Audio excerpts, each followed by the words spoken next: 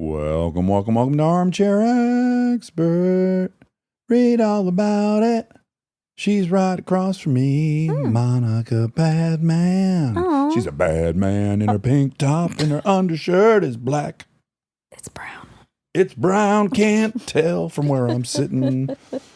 Hi, Professor Badman. Hi. How you doing? Maybe one day. Oh. Maybe that's my second life. As a professor. Yeah, that'd be fun. Good luck to those boys. That's true. They'd be all a titter in that class. I'm coming after them. Oh my God, this is going to be symbiotic. Speaking of symbiosis, a friend of ours is here, Connie Britton. So fun. Favorite actress on my favorite TV show. Jeez, best show ever, Best show character ever, Friday Night Lights, Tammy. God, Coach T and Tammy. Connie Britton is an actor. She's a singer and a producer. She was in another favorite of ours, The White Lotus. Oh my God. Ooh. So good. Nashville, Dirty John, Friday Night Lights, American Horror Story. She has a new show available right this second on the Roku channel called Mamas. Mamas follows powerful matriarchs of the animal kingdom, spotlighting the universality of motherhood. I watched several of these and I loved them and I couldn't wait to show them to my daughters. They're so good. Yeah, it's about moms in the wild. Oof, my favorite kinds of moms, wild moms. Please enjoy Connie Britton. He's an armchair expert. He's an armchair expert. He's an armchair expert. How are you? I'm so good. I feel like this is a very long time coming. Yes. Very long time. I have that purse. I mean, mine's not nearly as cool because it doesn't have the flowers. So, have you ever heard of Gracie wallpaper? No, but I need to. Okay, so you've seen it before because it's literally hand painted, like beautiful things like this, full walls, and it's so gorgeous. And it's a family, the Gracie family. The jujitsu family? No. Yeah, no. They're also the Gracies. Can you imagine if they're into wallpaper? Oh, wait. I mean, maybe samesies. But it's been passed down through generations and generations since the 1800s. Oh, my God. And now there's a great-granddaughter, Jen Gracie, who still does all the things. I'm getting some Gracie wallpaper for my house, which I'm super excited about. Oh, my God, cool. And she's been so nice to me, and she came to my house, and I happened to notice she had a Goyard bag that she had painted. How can I get that? And she's like, they're impossible. You can't do it anymore because we can't get them out of China, but I have one coming from China, and she gave it to me. No. That's incredible. So limited edition. So limited edition. That's my dream. That's my dream. Can I get you anything to drink? Do you want a coffee or a water or a Diet Coke? Well, I definitely would love a water. water. Why is it called liquid death and it's water? 'Cause Is that it's funny? murders- That's a it joke? Murders your thirst. That's right. Also, your shoes. I just got some Gucci loafers. They have the back on them, but they're also white. Really? Got them this weekend. We match. You guys should go shopping together. We're so on brand. Yeah, that's right. And that's important. I feel so girly talking about things like that, but yet I love Gucci loafers. Yes, they're made so well. I have a similar addiction, but it's for Jordan, so I totally understand the emotional attachment to the thing. I just got my first pair of Jordans.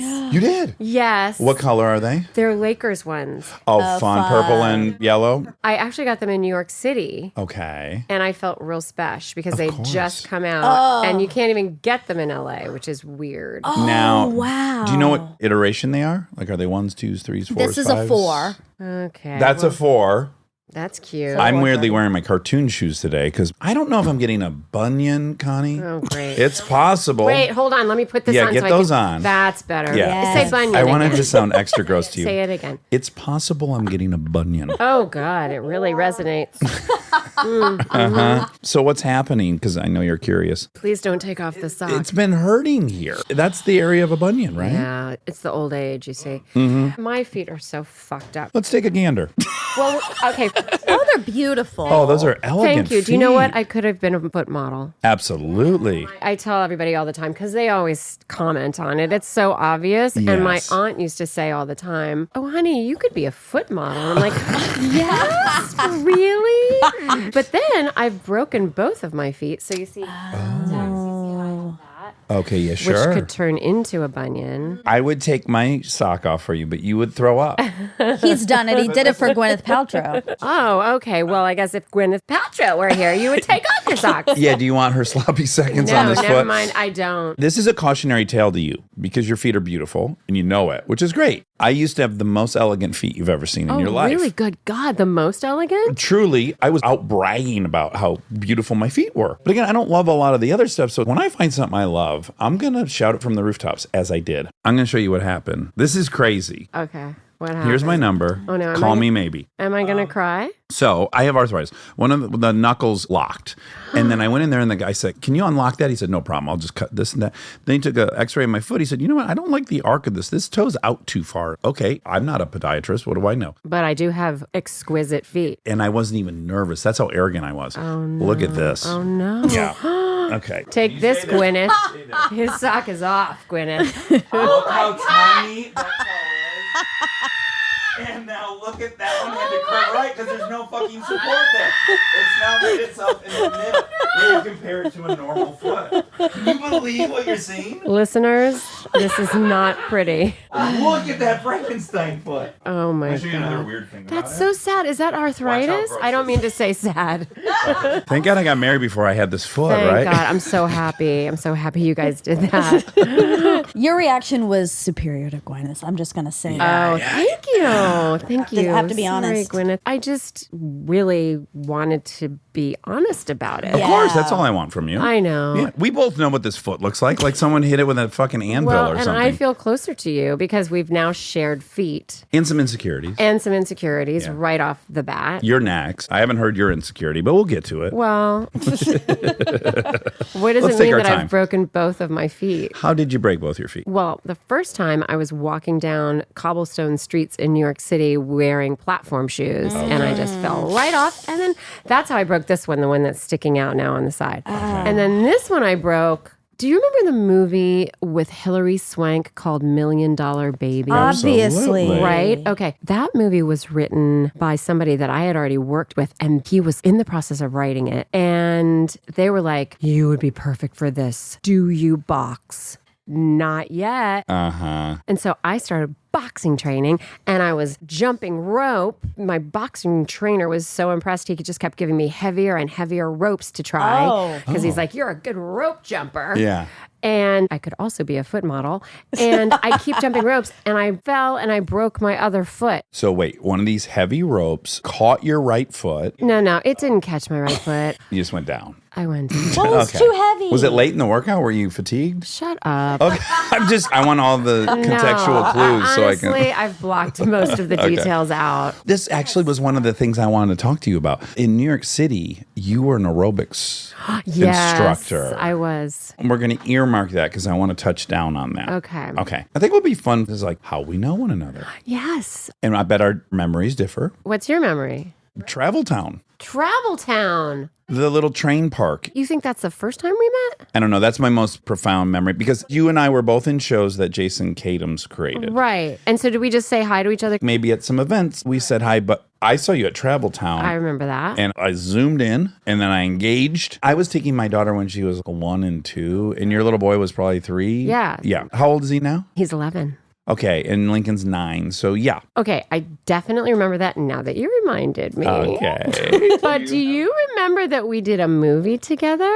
Okay. So here's what's tricky. We didn't have any scenes together. Exactly. Right. We had no scenes together. Maybe we were in Toronto Oh, together. I know what it is. Oh, ding, ding, ding. This is where I leave you.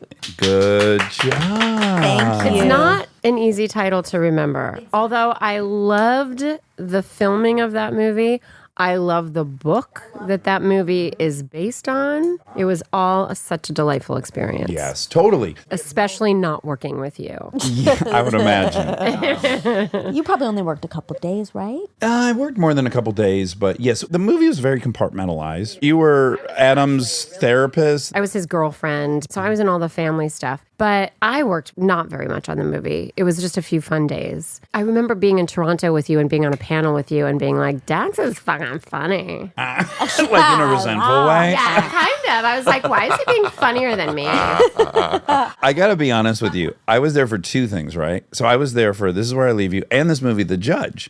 And the judge was Robert Duvall, Billy Bob Thornton, Robert Downey Jr. I'm trying to thread this needle where I'm clearly the least important person here. You come for the Duvall and the Downey of it all. Right. You're like, oh, Billy Bob's here. Now, here's the issue. I'm pretty good on those panels, so I want the panel to be good. I'd even argue that the director wants me to make it lively. Right. So I got to really watch my throttle because I could end up steamrolling over these legends. That must be so hard. What a struggle for you. God, it must be so hard for you not to steamroll over legends.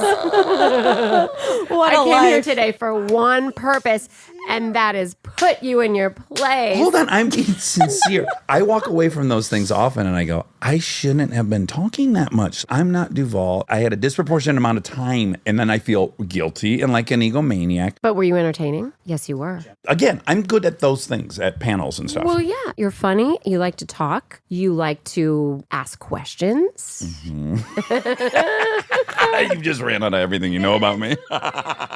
Okay, so yes, we were all there for that. But I'm going to add, so we were there for This Is Where I'll Leave You. One of the better casts I've ever been in my life. And it just wouldn't end. There were 20 of us there. A lot of talkers. A lot of comedians. A lot of comedians, a lot of talkers. Because I would argue that maybe on your other panel, maybe a little bit of a quieter group. Yeah. For sure. Maybe not Robert Downey Jr., actually. Listen, I think entertaining is entertaining. And frankly, when we were on that panel together, I was like, I want to watch him in everything. He's funny. Okay, so there was resentment, but then there was also some intrigue. Right. Much like most things, jealousy. Yes. Right? But I entered anytime I met you coming from a much different place than you would have been coming from. Because I was a super fan of Friday Night Lights, and I'm a super fan of Tammy Taylor. One of the best characters ever written.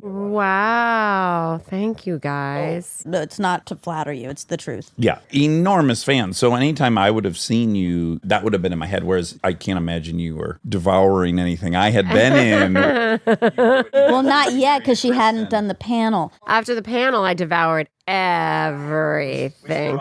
We should define our friendship in two different phases. Yes. Pre-panel and post-panel. I thought you were going to say pre-Jed and post-Jed. Because that's the other thing we haven't even touched upon for our studio audience. That's right. So we have a mutual friend, Jedediah Jenkins, and I have great curiosity about how you came to know Jedediah. I met Jed at the White House Correspondents' Dinner. Naturally. I was doing Nashville, and I went to the White House Correspondents' Dinner, and he was Sophia Bush's date.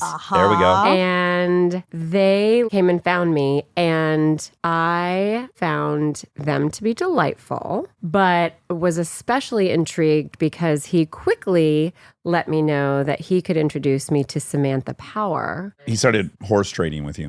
Exactly. The U.S. ambassador to the UN. And I was like, you're cool. Let's hang out at the Vanity Fair party.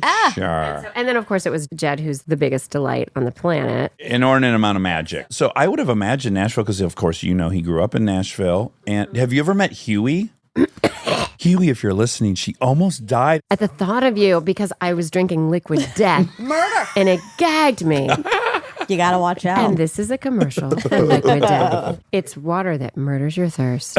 And your family. And your family. You know Huey. I know Huey. We hung out one time. Oh, like a dinner? Maybe Jed was in town? Well, I think he came over to my house while I was still living there. Okay, perfect. He's so fantastic. Hold on. We're getting so far ahead of ourselves. Okay, we have to describe Jed first before we describe Huey. Yes, he just has a very high dosage of magic. Famously, it's always a great icebreaker for Jedediah. His father was what inspired Forrest Gump.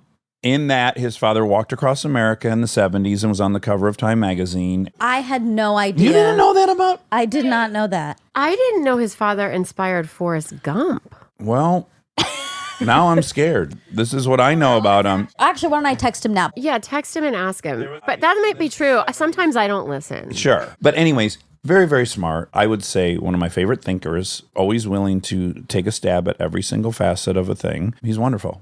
We're going to call him. Are we going to call him up? Yeah, we're going to call him. Make sure that you keep 6 feet away, not for COVID, just for bad vibes. Okay, great. Did you tell him that you're with me? Yeah. You're on the podcast right now, and I just told them, everyone in America who would listen. Now, I've been played loosey-goosey with Inspired, but Forrest Gump. Is it true? It's true. Why did you never tell me that? Me either. It's not the whole movie, because remember that movie is basically capturing all of the 70s through the lens of this one life. And so that big thing, which was my dad walking across America, Nat Geo, whatever, they just put it in the movie as him running across. And he looks just like my dad in that scene. Wow. And your dad almost peed his pants at the White House because he drank too many Dr. Peppers. And he ruined a Black Panther party. Yes. Yeah.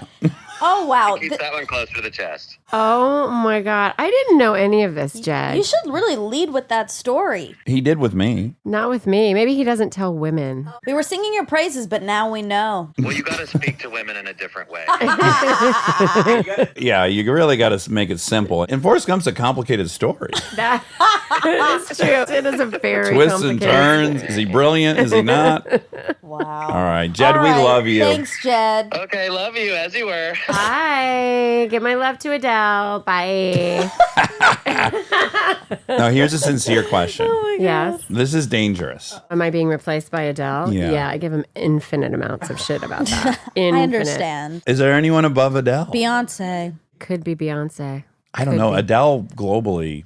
The thing is, I wish he would help get her on this podcast. Honestly, that's the thing. If he would just utilize these friendships to right. our advantage, He's like horse trading Samantha Powers and shit. I did take advantage of that one. You did. I did because he introduced me to her. Now I'm friends with her. Oh, wonderful. We interviewed her. Kristen and I did a little 10-episode female podcast. Yeah. We got to talk to her, and she's just very cool. She's so cool. She's so brilliant. Yes. She's a great Intimidatingly mom. so. Intimidatingly so. Every time I hear her name, I confuse her for the woman who was very popular in the 90s. Stephanie Powers. Is that it? From Heart to Heart. No, I'm talking the financial consultant. She had white hair that was super short, and she'd make speeches to get your finances in control.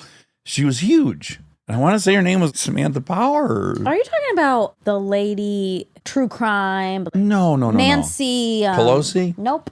I interviewed Nancy Pelosi last Monday. You did not. Yes, I did. How did that go? So great. What was it for? It was for this Global Citizen event in New York because the Global Citizen is a great organization that's trying to end poverty and global warming and all the things that are killing us in our humanity. And I've done a lot of stuff with them, and they're really wonderful.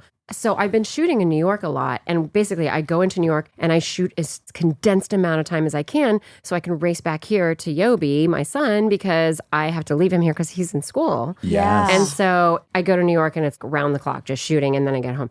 So I wasn't shooting in New York last week. So I had originally said I can't go to the Global Citizen panel event because I'm not in New York. Right. But we want you to come interview Nancy Pelosi. Let me take the last flight home Yeah. on Sunday Yeah. and then leave an hour after I interview her. Politics has become the ugliest of the ugly. I don't recognize us in it anymore. When I see somebody like Nancy, and she's in it, she's deep in it, obviously, as in it as you can be.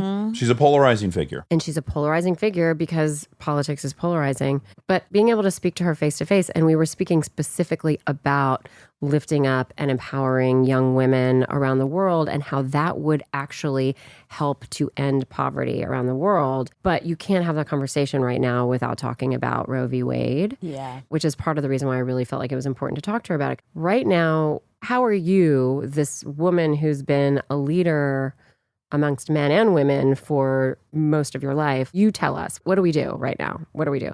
So that's why I wanted to do it. By the way, she did all the talking. I had like 4 questions that I sort of got 1.5 in, you know, and then she just riffs and goes. Her wisdom, I found really inspiring. Worth the trip. Worth the trip. That's wonderful. So that was really cool. But what were we talking about? Jedediah. Jedediah. That was our mutual friend. I asked about you being an aerobics instructor in New York. Right. I Which said has I want to nothing earmark to that. do with politics. It has everything to do with politics. All of our current politics are a response to those aerobics. You know what? You're right. If we had just kept to aerobics in the 80s and 90s. Simpler times. Simpler times. Olivia Newton-John, that whole phase. You didn't know if Yes. she was on the left or the right. You knew she was dancing right up the middle. That's right. Yeah. Right up the middle with her bandana wrapped around her head. I literally never taught an aerobics class without a bandana. Oh, good. You had one. Yes, I did. And the scrunchy socks. Okay. Now, also, I want to throw out there, we've got Jedediah, we've got Seen Each Other at Travel Town, we've got the Having Been On shows created by Jason Katims, both Friday Night Lights and Parenthood. I also want to touch in on, you and Lauren have some weird parallel lives or something, because you're both from Virginia. We're both from Virginia. We both played Dolly and Hello Dolly when we were 16. We're the exact same age. Actually, our birthdays are 10 days apart. Wild. And we met in New York. We were taking the same acting class. This is the Meisner one. Well, he was a Meisner sort of descendant. His name was Win Hanman. He actually just passed away. He was just one of the most amazing, important men of the theater. He opened a theater in New York City that was one of the original progressive off-Broadway theaters called the American Place Theater. And he taught at Carnegie Hall. So we would go twice a week to this incredible acting class in Carnegie Hall. She was in that class, and she and I didn't necessarily bond right out of the gate. Well, I'll tell you why right now. I don't even need to ask. You're both from Virginia. You're the same age. You have the same ambition. You're bringing that Virginia to it. You don't need a fucking doppelganger in there. Yeah. You know what I'm saying? You've got a lane. I guess you're right, except you know what? We're not all competitive like that. Well, At 20, if you're not competitive, then you might as well retire now. I was always like, she doesn't like me.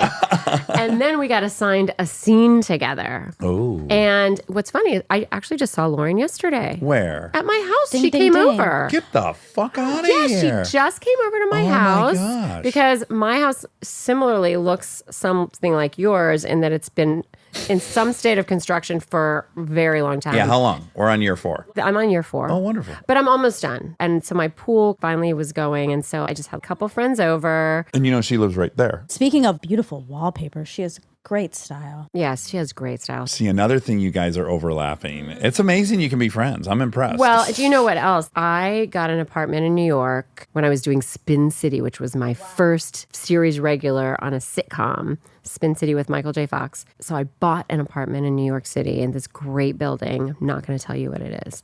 And then Lauren bought the apartment 2 doors down from my apartment the next year. And we always used to make a joke because we'd talk about the roles that I would play. And then she's like, and I'm the wacky next door neighbor. And I come to your door and I'm like, knock, knock, knock. Hey, do you have any sugar? And then we decided that that's what we were actually living because we now live 2 doors down from each other. these are very parallel lives. It's actually uncanny. We're sisterly, even though we've had moments in time where we have not seen as much of each other. It's that kind of really deep connection. Yeah. Going back to acting class, we were assigned a scene together. She was like, well, I guess if you want to come over to my apartment this weekend, we can work on it. I was like, okay. That's kind of how we were. Like, she's all like, whatever, barely making eye contact. And I'm like, I'm enthusiastic. And so I go over there, and it's basically a scene where 2 friends are getting wasted on champagne. So, of course, we take out champagne and just like Method. drink all afternoon because we were super method. And then we became friends. Oh my gosh. And alcohol can really bring people together. It's been doing it for centuries. Okay,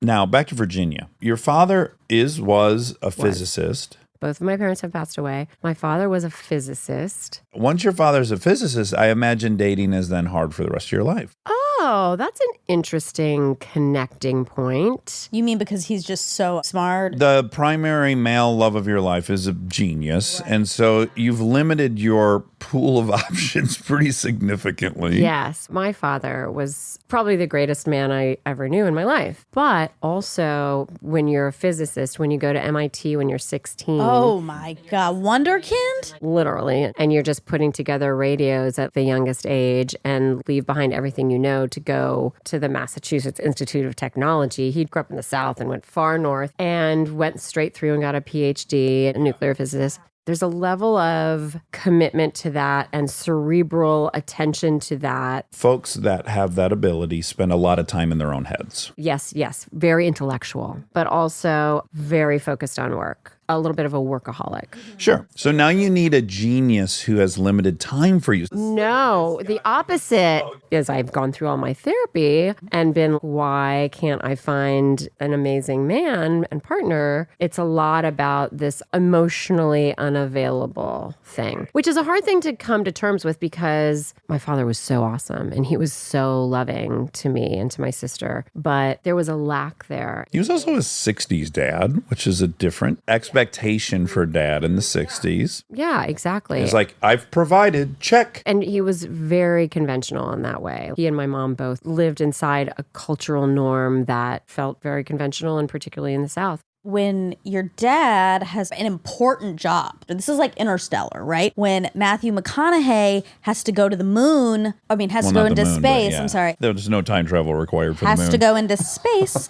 The daughter just has to accept that because it is more important than her. It's a higher calling. Right. And it's so hard as the daughter or the kid to have that acknowledgement. That thing he's doing might save X, Y, or Z, or might be more important than me objectively. It's just a bizarre thing to have to hold. It is. But it's not comforting, right? Because my mother, too, had the same thing. I'm a single mother. She built this incredible business, and we often took a back seat to that, and understandably so. She had to support 3 of us. And this business was more important than us because it's what made us possible. Wait, I didn't know you had a single mother. Yeah. Oh my God. Okay. I'm a single mom. I would love to hear your perspective on that sometime, and it doesn't have to be right this second. But what your perspective is on the fact that your mother had to split her time from you. Yeah. I imagine you feel like I do, which is I very much like my life. Yeah. I love my life. So whatever weird road it took to get here, I'm fine with. I, too, wanted women who were committed to something wholeheartedly, and I wanted to compete with that, and I found one. So I'm married to someone who could easily, if she let herself, think that her pursuit is more important than me. That's right there on the table to happen. Right. So, of course, I'm attracted to that, and it's familiar to me. Yeah. And I've only liked women who are super, super ambitious and industrious and might care about something more than me. Because I ultimately, I'm sure, like your therapy taught you, I want to have this person pick me over everything to make up for my mother not picking me first over everything. Wow. Oh my God. But it fucking worked. I love who I'm married to. Yeah. I love that she's industrious. I love that my daughters have her as a model. And over time, we've negotiated all those things. And that's the thing, because now I actually am in an amazing relationship. Does he have any kids? He has 2 kids. Oh, he does. Okay. And that's a whole other thing, making that work and understanding the different dynamics. We're now managing all of those relationships. Oh, yeah. But what I keep saying is that's the intimacy. The intimacy is pulling all those pieces together and finding who you are in partnership with all of the stuff that isn't just the perfection, with all the messiness. That's actually where I get the most joy. Those are the things that define you as a person. Yes. And how you navigate them. That's where you pick up tools. You want your kids to have some manageable struggle throughout life so they're competent and confident, and they'll enter the world where they'll find themselves in many complicated situations and they'll have some practice. Yeah. I want to talk about you making that decision. You adopted, yeah? Yes. So I'm doing egg freezing. I'm about to start that process. Oh my gosh. Congratulations. Thanks. And it's tricky because I don't know if I'm ever going to use them. There's just all these questions that come up, and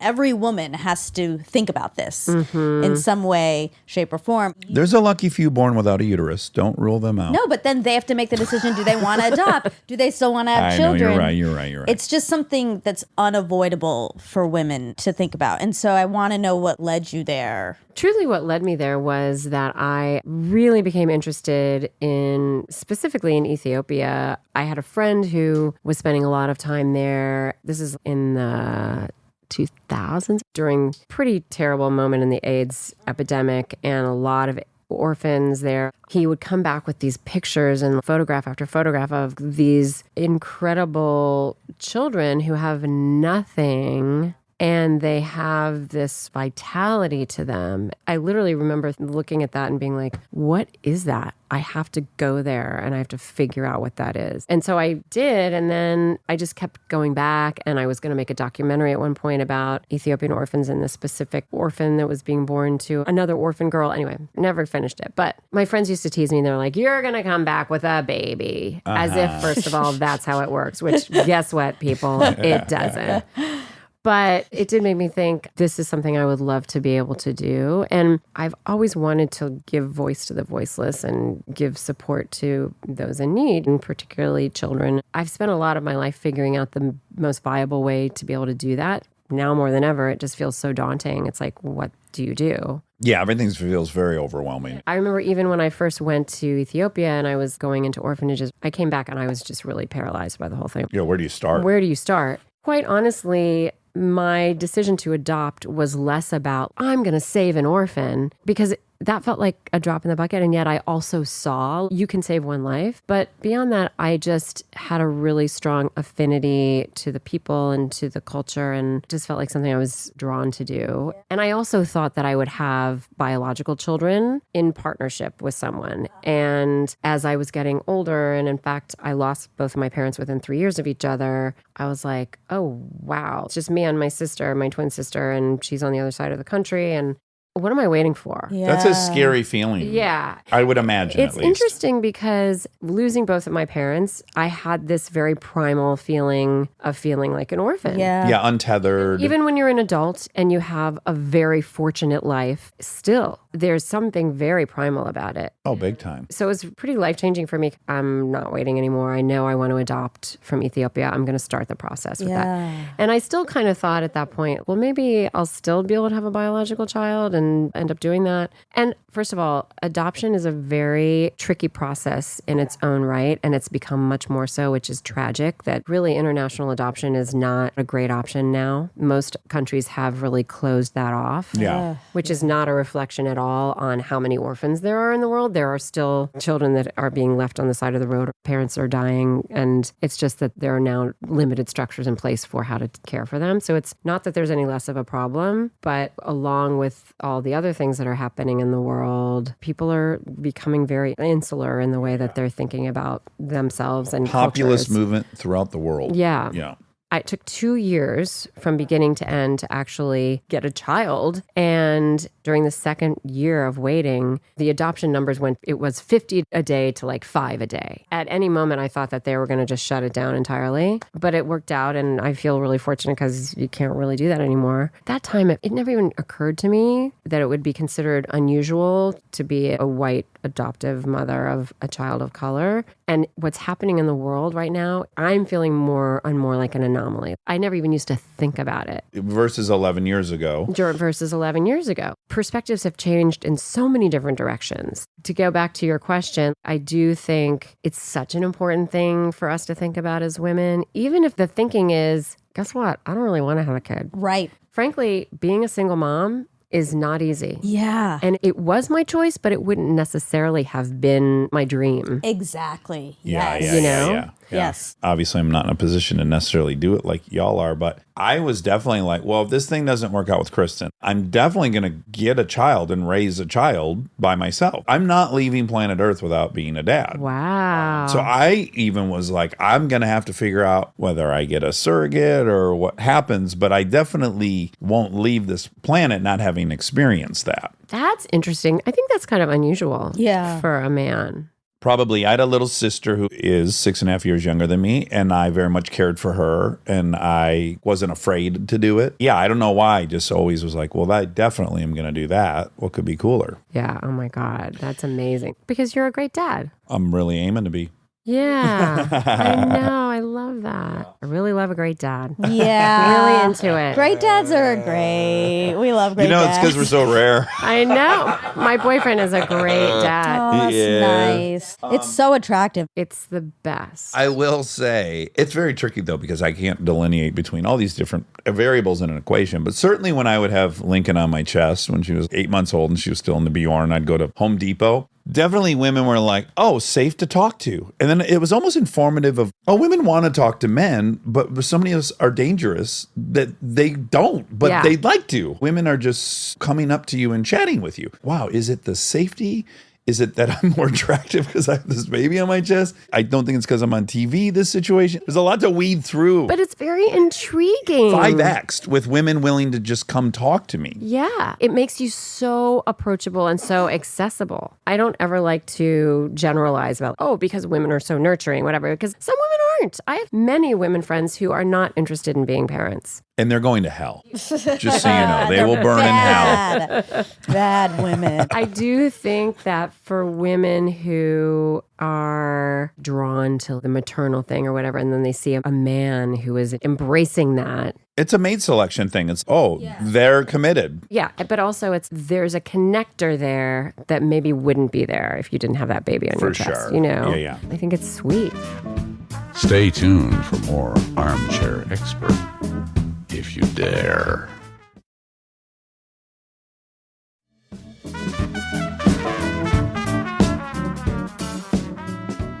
Okay, I have a mystery. Oh. I like to thin slice people. I'm wrong a lot, but I'm right sometimes. There's something unique when I was reading about you that I was like, curious. Because you're a bombshell. Or you're a total bombshell. Objectively. Objectively Oh a my fucking bombshell. God. Tammy had me on the run. What I can't make sense of is you going to high school and then going to Dartmouth and then majoring in Asian studies and then deciding, you know what, I'm going to learn to speak Chinese and then going to Beijing to learn Chinese. Yeah. That's incongruous with the bombshell I know of you. So it makes me really curious who you were in high school. If you had to put yourself on the strata of Beverly Hills I love that you 90210. started this by saying I was a bombshell. Oh, you are. You're a my fucking God. heartthrob. I love that. My nuclear physicist dad and my sweet mom, who, as she used to say, did not work outside the home. That in combination with sort of like the conventional Virginia thing, which is much more demure as opposed to bombshell. You don't want to be too uppity and call yourself a bombshell. You would never. And there were the girls who did, but you know, they were those kind of girls. You don't see him in church on Sunday. No, you don't, or you do, but you know what they were doing the night before. You have this sort of beauty pageant, but my parents were way too intelligent. No offense to beauty pageant people. Right. But Although, a little offense. teeny weeny tiny. There's some shade you can throw. The value in my upbringing was not on bombshellism. Sure. Bombshellery. Bombshellery. I have so many actress friends and they grew up with models on the wall of their bedrooms and all that stuff. And that was just not. You had Oppenheimer. The sexy poster of Oppenheimer. Oh my God. What a babe. Wait, I guess. You guys, you know who my first heartthrob was? John Denver. Yeah. Wow. That tells us everything we I need get to know. so much shit from my friends. And I'm like, I don't understand that. Listen to Annie's song one time. Sure. Listen to him and Miss Piggy and Kermit sing on a log. I mean, and he was pure as the driven goddamn He snow. was. Blonde towhead. Very safe. Very G. Oh, but I used to fantasize about John Denver. Oh my God. What was he going to do with you? I don't know, but Sing to you? we'd play hide and seek at my neighbor's house, and I would be hiding underneath the stairs in the dark closet, just dreaming about John Denver singing Annie's song to me and doing all kinds of things that I didn't even know what they were yet.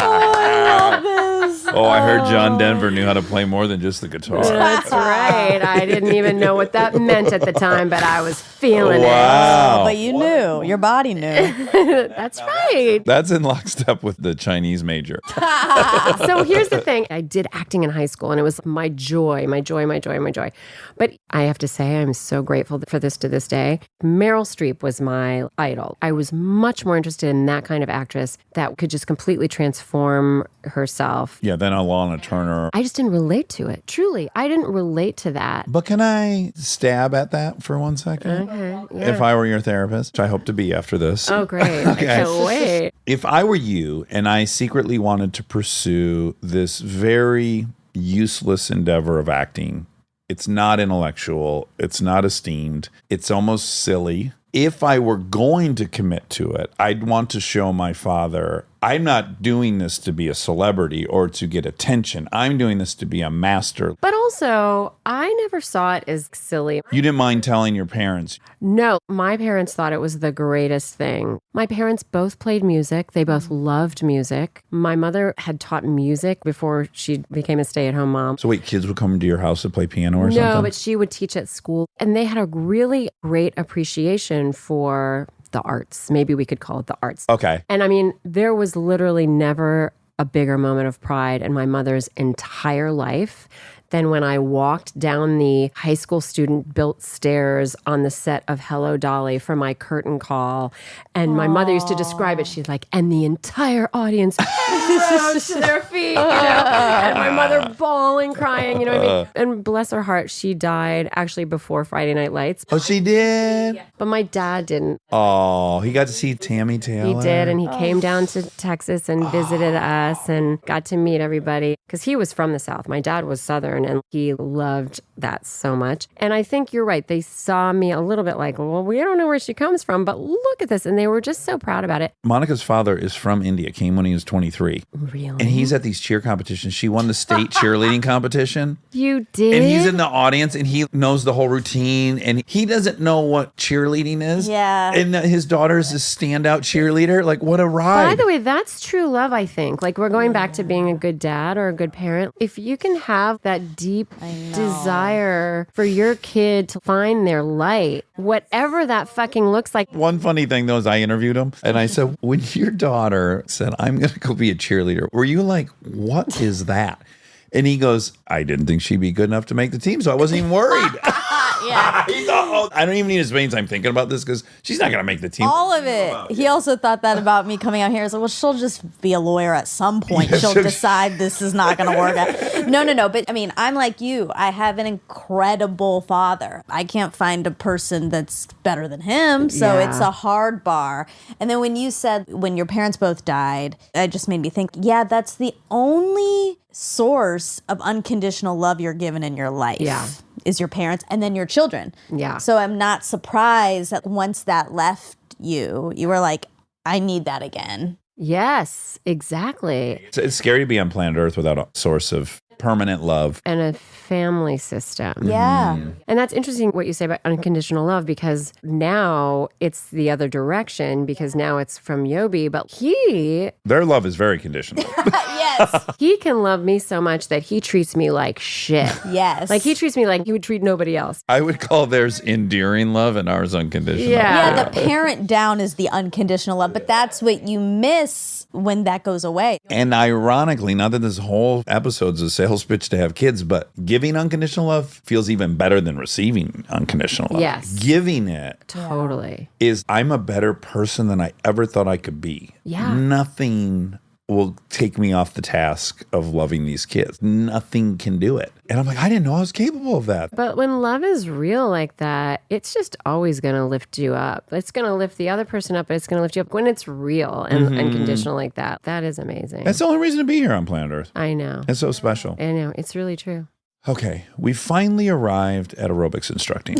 I can't believe now that I know that you were a cheerleader. Were you a cheerleader? No, I was not. Actually, that's not true. I went to a girls' school in middle school, and they had a basketball team, and I was a cheerleader for one basketball season of a girls' basketball team. I was not even very good at that. You didn't have enough practice. You could have been great. No. We'll get you there. Monica will get, I'll get you there. When I'm your therapist and she's your coach, you won't imagine the world that's going to unfold before your eyes. Oh my God. Okay, I'm so we didn't wrap excited. one thing up. Why Chinese? Why go to Beijing? Oh, okay. Because I went to Dartmouth, which I was so excited about. I thought it was so cool that you could go to this school. They have this quarter system, so you can take all these off terms that are really built into the system. So you can take a term and go study in China or a term and go work in New York. And I did that one year, which is part of what led me to pursue acting, is I ended up being an intern on an off-Broadway play in New York one term. I was so excited. I came from a public school in a small town in Virginia, and I had to fulfill a language requirement. And I just was like, what's the craziest one? Yeah, what's the very hardest? Yeah. What's impossible? That's just stupidity Okay, on my okay. part. Because, first of all, the reason I had to fulfill a language requirement is because I wasn't very good at language. Me either. Same. So maybe I should have taken that into account. But luckily, because somehow it was drilled into my head, you can do it. You can do anything. I'm going to do Chinese, and then I'm going to go study in China. Do you learn Mandarin or Cantonese, or you have to Mandarin. pick? Most people speak Mandarin? I think it's pretty split, and they're very different sounding languages. Yeah. This was pretty much, I think, only a Mandarin program, Mm-hmm. and that's what they speak in Beijing. Okay, okay. Good to know. And you were there still not decommunized yet. Oh, yeah. I went the summer after my freshman year, So 86? 86. It was still all bicycles. Bicycle was the only mode of transportation. Most people were still wearing mouse suits. It was culture shock. It was super culture shock. Yeah. Nobody had fully warned me about it because basically I was a naive girl from Virginia. And also the air was so thick with coal dust From the industry. from the industry and just from that was their form. Oh, That's they their were form heating of with energy. everything. Yeah. Okay. Wow. And so it was big culture shock and Yeah. very communist. And signs in parks that said no dogs or Chinese allowed. No Chinese? Yeah, because in the communist culture, they would make nice things. They had this thing called the friendship store. They was basically all for tourists or people who weren't Chinese people. But if you were communist, you were not allowed to participate in any of that. I got you. So there were parks for tourists and not for Chinese. Right. I Or got you. foreigners or high-level communists. This is like places you can drink in the Middle East that you can only drink if you're a tourist. Yeah. When you go to Russia, you could buy stuff. I went there in 95, so maybe 6 years after the wall had come down. And even then, there were still shops that were just for Westerners. Yeah. Yeah, it's really wild. It's so weird. Oh, it's so weird. Okay, now we're past that. Thank you Okay, so we much got for past that. it. And we already expressed our love for Friday Night Lights. It's just the greatest show ever. God, it's good. In fact, I know. I love that show. there was a fun thing for me and Minka Kelly because she was on Parenthood as well. And she that's and I had a right. bunch of scenes together. I'm somehow on a show where I'm going to cheat on my fiance, who's Joy Bryant, with Minka Kelly. Talk about imposter syndrome. Who's kidding who? She would say, "Oh my God, I like Parenthood so much." And I go, "Well, Friday Night Lights is so much better than Parenthood." And she's like, "No way, Parenthood's so much better than Friday Night Lights." I think because when you're on a show, you can only appreciate it so much because it's not like you're watching an episode not knowing what's going to happen. You've read the script. Yeah. And I don't know that one's better or worse than the other, but I just thought it was funny that each other thought each other's show was by far superior. Oh, right. That's so funny. I'm not asking you to comment on that. I just, I know. I just, is this can you? basically you trying to get me to tell you how great Parenthood was? Because guess what? I never watched it. I'm the worst about watching TV. The worst. No, listen, Friday Night Lights is maybe the best show that's been on network television in the last 30 years. Well, here's the thing that I can say to that. Because I'm such a bad TV watcher, and in fact, one of the great joys of making Friday Night Lights was we were shooting it in Austin, Texas, and we felt so removed from the Hollywood, what are the ratings? In fact, our writers were in LA, but because of the way that show was developed, they really entrusted us to like take what they wrote and then we improvised stuff. And it was a really beautiful chemistry. Which was replicated on Parenthood, by the way. Yes. And you have a quote. I want to read it to you because I actually wrote it down. I got a lot of what my values are as an actor from that experience. Yeah. I deeply relate to that statement. I left that show knowing exactly what I would do for the rest of my life as an actor in some weird way. I know what you mean. And the fact that we were not focused on anything external just contributed to this thing that we were creating that we all just cared about so much. Yeah. But by the way, because Katims gives us a little ownership, you get to say it in a way that you love, that he loves. You're on the fucking team when you're on a Katims show. I know. And it changes everything, right? Yes, it does. And I remember Kyle Chandler and I, when we were getting to the point where the show was about to end, we would have these conversations with each other. We've got to hold ourselves true. Here's what is priority. Here's what our values are. Here's what we will not compromise. And so then when I finished doing the show and I was looking for the next thing, I, in multiple different ways, tried to like recreate that badly. Yeah, like yeah, it yeah, went yeah, yeah. badly. Yeah. You don't make any friends doing that. No. It's rough. And it sucks because you've seen it fucking work. Yes. Like you guys had infamously short shoot days, as did Parenthood. It's so economical. You got in there, you shot with 3 cameras, you were alive, they got it, and then you went on to the next Your thing. audience appreciates it because they feel like you're inviting them into something that's very intimate. And then you go to Nashville and you're on something that's choreography and staging. Exactly. That would have been hard. Exactly. It was a steep learning Being on a curve. Katims show pretty much ruined you for the rest of your career. Well, and it's funny because I'm on a Katims show now. Yay! I can't believe you made your that. way back home. He reached out to me about this show and it was shooting in New York and I'm in LA. Oh gosh, I don't know. I've been really fortunate because I have been able to work multiple times with people that I love who I've come up with in this business. And I love that. It's sort of that idea of having a family. Yeah, for sure. Yeah, and a troupe in a way. You've picked some good people to have these Yeah, I've connections been with, by the really way. lucky like that. I really just wanted to figure it out. So we're doing it. And years have passed since Friday Night Lights. And I go to work every day and I'm just like, I can't believe it. We're doing it. We're I'm doing back. the I'm thing. back. We Yeah. are doing it. Oh, it's got to be like fucking vitamins. Yeah, it is. What is it? Dear Edward. Dear Edward, it's a book? It's based on a book. I mean, it's based on a book. I guess I can tell you. It's really sad because it's Great. like a plane crash.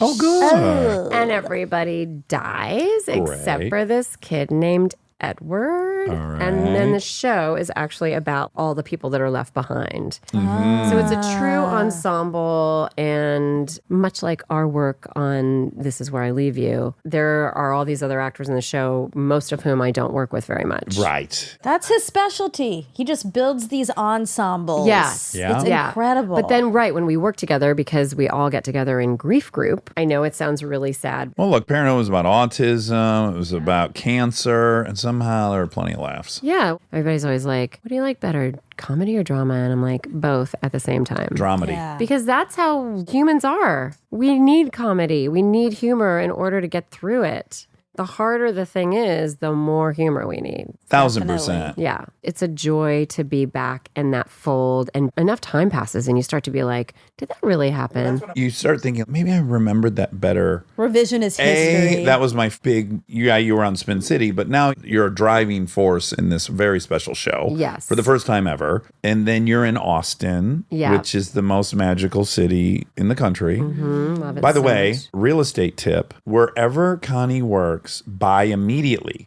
Because So true. Austin, Oh. 6x since you did that show. Then you go to Nashville, and Nashville's 4x since you did that show. Right. I can't imagine New York's going to. Guys, wait to see what's going to happen to that little podunk town of New York City. But next time you take a job in a city that's maybe not in the top 6 markets, let me know so I can get in. By the way, we shot White Lotus in Maui. Yeah. Now Maui's blowing up. I've been to that hotel as a patron. Yeah. The notion that I could be there for a month, I don't know, you probably worked every other day or something, is again a big ensemble. Right. I mean, that's the lotto. And Mike White and the whole thing. I know. It was so dreamy. Just working with an auteur like him. Yeah, yeah. But the cast was That insane. cast Oh, and like man. the dearest people. And I'm not asking you to talk shit, but I'm just praying Steve Zahn is as wonderful as I've always loved him watching him. Steve Zahn is so wonderful. He's such a pro, first of all. Uh-huh. Like he's a real pro. I know he always plays doofuses and shit. I know. You might think he's a dumbass, but you have to be brilliant to be a dumbass. No, he's a serious human Mm-hmm. and such a joy and so fun and real. And he fucking made me laugh Yeah. so He's hard. so funny. Oh He's my so God. funny. When's the last time you saw Out of Sight? Did you ever see it? Wait, was that the one Clooney and Lopez, Yeah, it's been a Soderbergh? long time. Steve Zahn in that movie. That's one of the great performances in Okay, cinema well, history. I'm now going to go back and watch it. Here's the problem, and I don't know if you have this, but maybe you're better at watching things than I am. Because I watch things so infrequently, I only now watch kids' movies. I'm like Oh, loving that he's right. getting a little bit older. Yeah. Does he want to see Top Gun? Well, you know, it's funny. We had the opportunity to go this weekend, and he was like, oh, I'll go see it later. You guys should go. I went last I heard night. it's amazing. Have not been to a movie theater in a very long time. It was fucking packed. That movie delivers beyond belief. It reminded me of being 9 years old and watching movies. My friends who went were like, it's going to be nominated for Oscars, and it's going to win. It's Wow. incredible. I'm like, what? Okay. It is a party. You got to get your kid there when it's packed so we can have the experience we all had as kids. Yeah. It's a riot. You're clapping, you're cheering. Did you go to IMAX? I went to Man's Chinese. Oh, that's fun. Yes. Oh, ding, ding, ding, Chinese. Oh, Chinese. That takes it all back. So I have to go see Top Gun.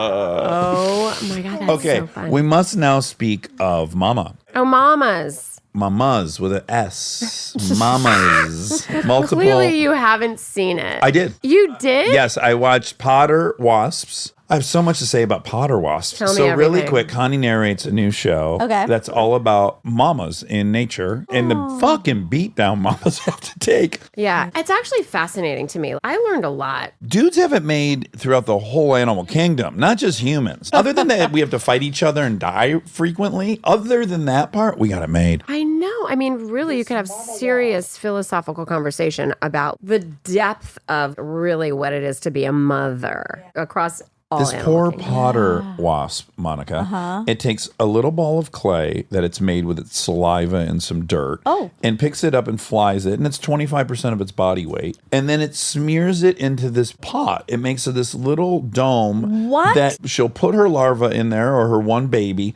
And then she goes out and kills like 40 caterpillars and puts them inside there. Guess what? She's going to make 10 of those. And she's only alive for, what was it? 2 months or something? I mean, something Oh, no. ridiculous. She'll never meet the babies. Yeah, she never meets the babies. Oh, that's so sad. She'll be dead. Think about that when you're laying your eggs. Oh my God. You're laying your eggs. I'm laying. Oh, I hope I get to meet those babies. I hope you make a little nest in your apartment to lay your eggs. Yeah, make a little nest, make a little pod. Yeah. I didn't see all of them, but it's a great, great show. And they're small, 6 to 10 minutes. And I can't wait to go watch them all with my daughters because we love nature shows. I know, it's so beautiful. The one I want to talk about is hyenas because that's my favorite. That's a matriarchy, hyenas, as I recall.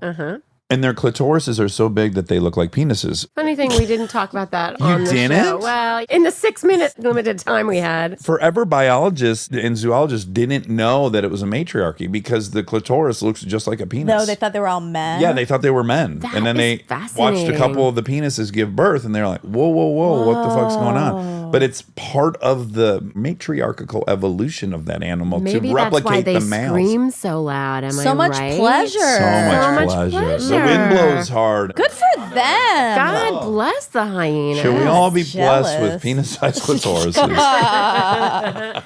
on that note, good day. But I got to imagine this is a very easy sell to you. I just started my little baby production company.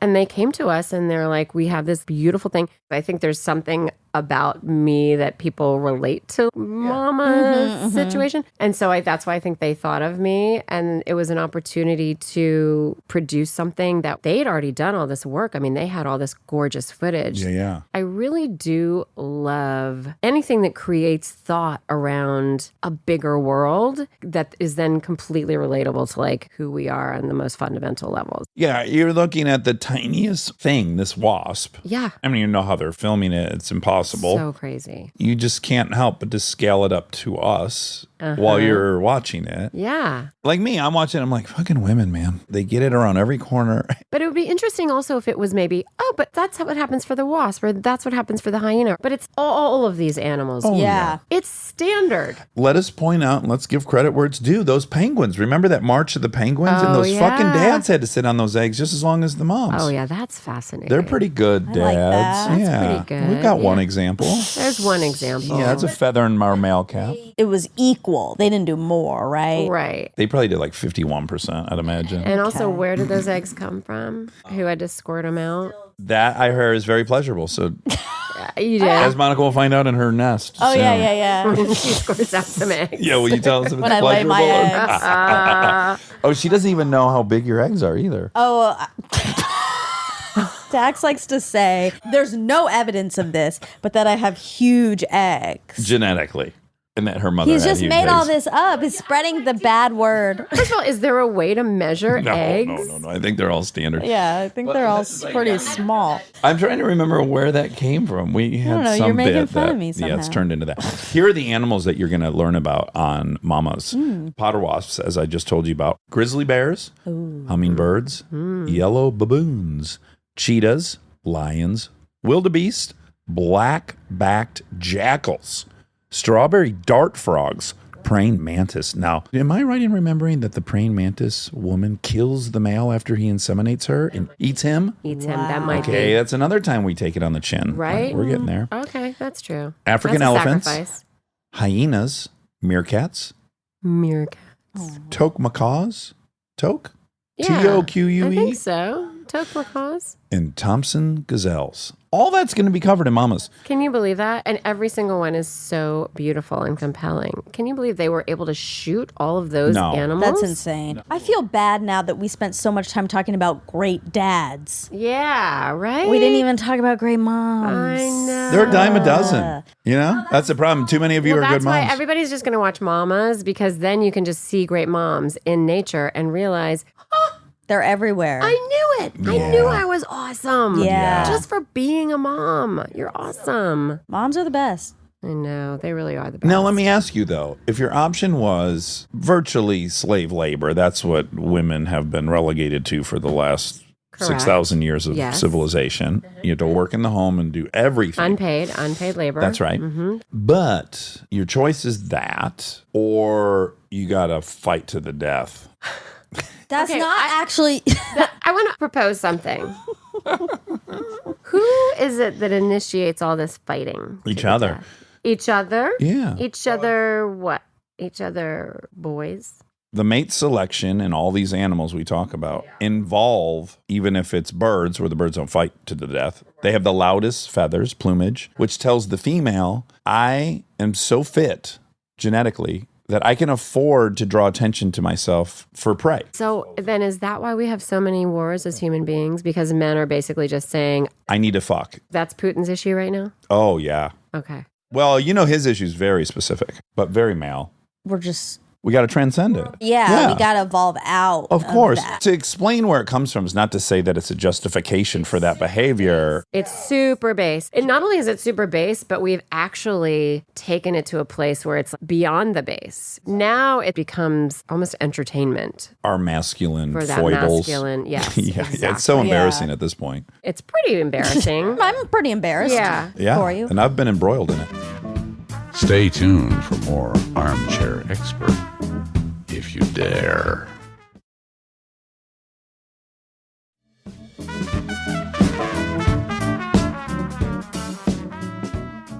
Okay, I'm not going to do my Putin thing. I don't need to. I've already done it before. No, you can say. Oh, but I actually, now I'm Yeah, curious. sure. Okay, Adolf Hitler fought in World War I. He very much believed they could win. When the Kaiser surrendered, he was furious. He thought it was a huge embarrassment for the Germans. Treaty of Versailles comes along. It shackles them into all this debt. Their currency goes through the floor.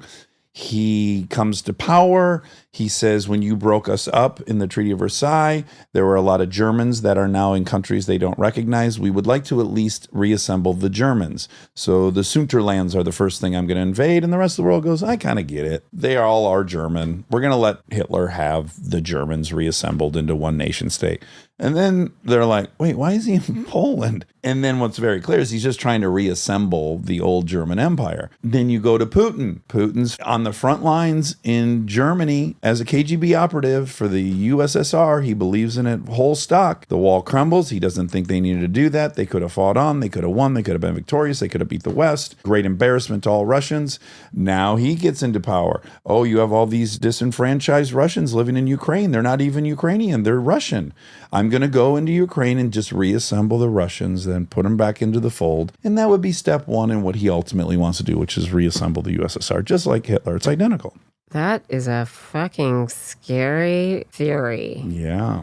And I'm sure you're right. He'll get assassinated. Don't worry. I don't know. know. Too many of these billionaires are losing too much money But they're scared of him. I know. until he's dead. I do feel like we're living in a moment in time where we've been pushed to whatever this masculine, power-driven limit is. And I mean, let's look at the United States too. That's the vibe right now. Oh, yeah. Well, what I hope, to be an optimist like Steven Pinker, I think you're actually seeing for the first time ever that it's not going to work. Really? Yes. What is indicating that to you? The solidarity with the rest of the world. It's always been thought that we would get so intertwined financially that war would be rendered obsolete. That was the great theory in the 1900s, is that once globalization happened, it would be too costly for everybody. But time and time again, it's proved that that wasn't enough. Vietnam still happened. The Gulf still happened. All these things still happen. I think now we finally are so intertwined that Russia's just collapsing right now if they can't participate in the global economy. They're just collapsing. And it's going to hit their front door very quickly. The people are going to be in the streets wondering what the fuck's going on. And I'm optimistic in that if China's watching this as a war game, could we invade Taiwan? Let's see how it goes with the Ukrainian struggle. Yeah. It's not going to work. And that's a great message for everyone going forward throughout time to know that that old-fashioned male, I'm blowing everything up, I'm going to overpower you, it's not going to work anymore. That is my hopeful outcome of this whole situation. Okay. There's also, though, the sad fact that Russians are very used to suffering. Yeah. And it's going to take a lot for them to finally be like, okay, no, thanks. And again, I don't know that it'll be the people, but there are many, many billionaires in that country that are not going to sit there and watch their fortune disappear when they could pay a general $100 million to kill him. Yeah. While he's asleep? There's no way. Hitler, there's several assassination attempts by Germans. We'll see. Time will tell. Time will tell. God. Took a real turn, this. Did really take a dark turn.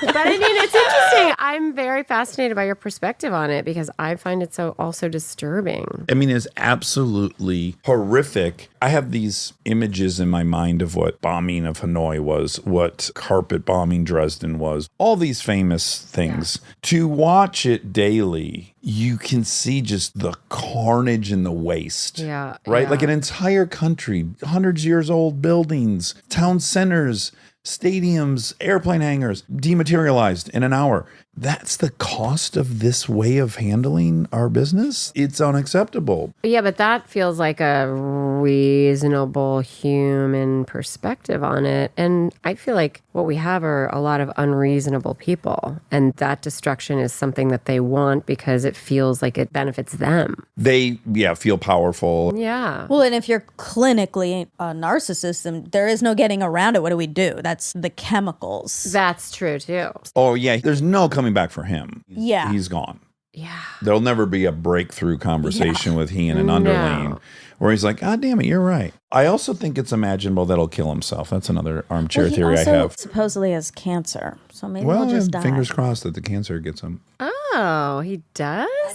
Wouldn't that be an ironic twist for cancer as a brand? Oh my God! They're Good rebranding. for cancer. Cancer should First get right time on ever, that. we're Yeah. like so grateful for cancer. Cancer is gonna have a moment. It's gonna have a comeback. Yeah. Yeah. Oh, that's exciting. I'm excited for cancer. Cancer gets a lot of shit. Yeah. It does. But Yeah. that's like when Trump started getting so crazy and George Bush was really having a moment because we were all like, remember, we hated him, but he was actually great in comparison. Oh, yeah. Yeah.